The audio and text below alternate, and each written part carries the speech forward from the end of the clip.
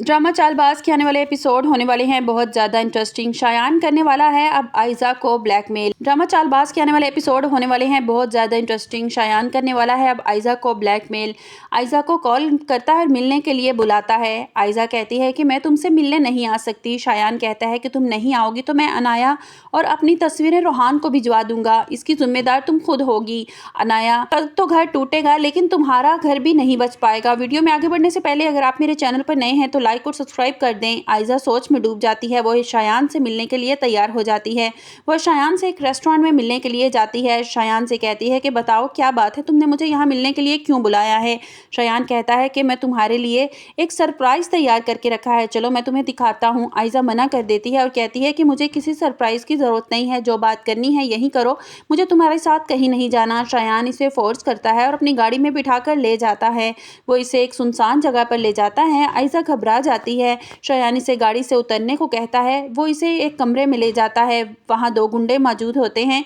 वो आयजा को पकड़कर बांध लेते हैं। आयजा चिल्लाने लगती है। शायान मुस्कुराने लगता है और कहता है कि तुम यहाँ जितना मर्जी चिल्लाओ, दूर तक तुम्हारी आवाज़ सुनने वाला कोई नहीं है। आयजा कहती है कि तुम ये सब कुछ मेरे साथ क्यों कर रहे हो। शायान मुस्कुराते हुए अपने सीने पर हाथ फेरते हुए कहता है कि अनाया से शादी करके इसे तलाक देकर भी मेरे दिल को ठंडक नहीं पड़ी, मेरे दिल को सुकून नहीं आया। मैं तुम्हें बर्बाद करना चाहता हूँ, जिस तरह तुमने मेरी बेइज्जती की थी मैं तुमसे बदला लेना चाहता हूँ। अनाया से बदला लेकर मेरे दिल को ठंडक नहीं पड़ी। जैसे ही असद ऑफिस से घर वापस आता है, वो अनाया और इशल से पूछता है कि आयजा कहाँ है। वो कहती हैं कि आयजा हमें बताकर नहीं गई, वो कहाँ है। असद परेशान हो जाता है और कहता है कि आज तक ऐसा नहीं हुआ कि आयजा बिना बताए घर से चली जाए।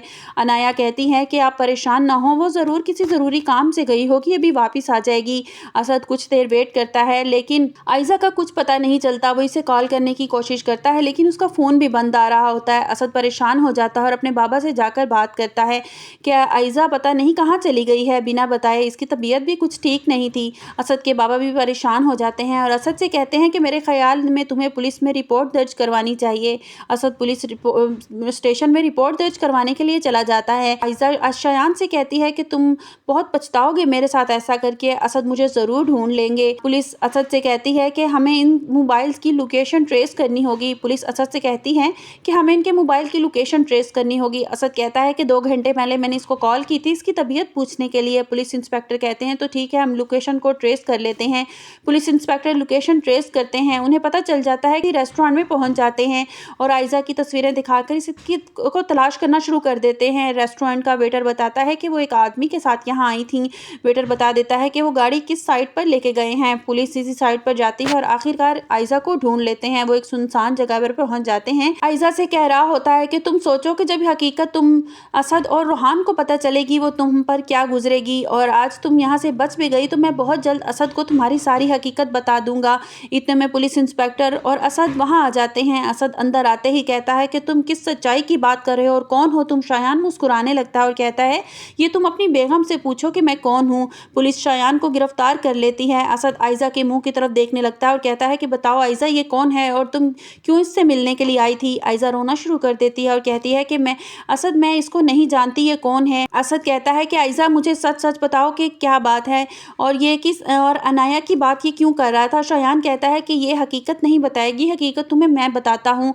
मैं अनाया का एक्स हस्बैंड हूँ। सच सुनते ही असद के तो पैरों तले से ज़मीन निकल जाती है। वो अनाया के मुंह की तरफ आयजा के मुंह की तरफ देखने लगता है। आयजा शर्मिंदगी से आंखें झुका लेती है।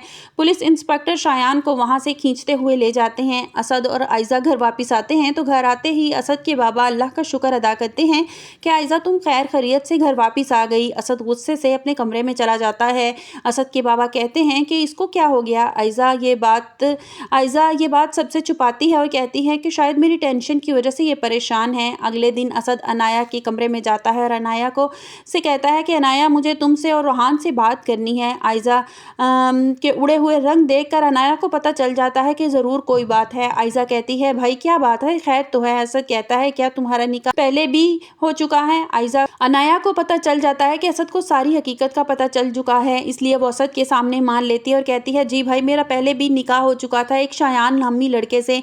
ये बात जब रोहान सुनता है तो अनाया के मुंह की तरफ देखने लगता है और रोहान कहता है कि انایا کہتی ہے میں بالکل سچ کہہ رہی ہوں، خدا گواہ ہے کہ میرا کوئی قصور نہیں تھا، میرا اور اس کا جیسے ہی نکاح ہوا کچھ دیر کے بعد اس نے مجھے طلاق دے دی، مجھ سے رشتہ ختم۔ انایا کہتی ہے کہ میں نے آپ ہی سے کہا تھا لیکن ان کے کہنے پر ہی یہ حقیقت تم لوگوں سے چھپائی گئی، لیکن روحان مجھے معاف کر دو۔ روحان تو جیسے سکتے میں آ جاتا ہے، وہ ایک دم سے بیڈ پر گر جاتا ہے اور کہتا ہے کہ انایا یہ تم نے کیا کر دیا، میں نے تمہارے اور اپنے فیوچر کے بارے میں کتنے پلان بنا رکھے تھے، تم نے سب کچھ برباد کر دیا۔ روحان کے قدموں میں بیٹھ جاتی ہے اور روتے ہوئے روحان سے معافی مانگتی ہے، روحان مجھے معاف کر دو، میں نے کچھ بھی جان بوجھ کے نہیں کیا، میں تمہیں کھونا نہیں چاہتی تھی، اس ڈر سے میں نے تمہیں کچھ بھی نہیں بتایا، مجھے معاف کر دو۔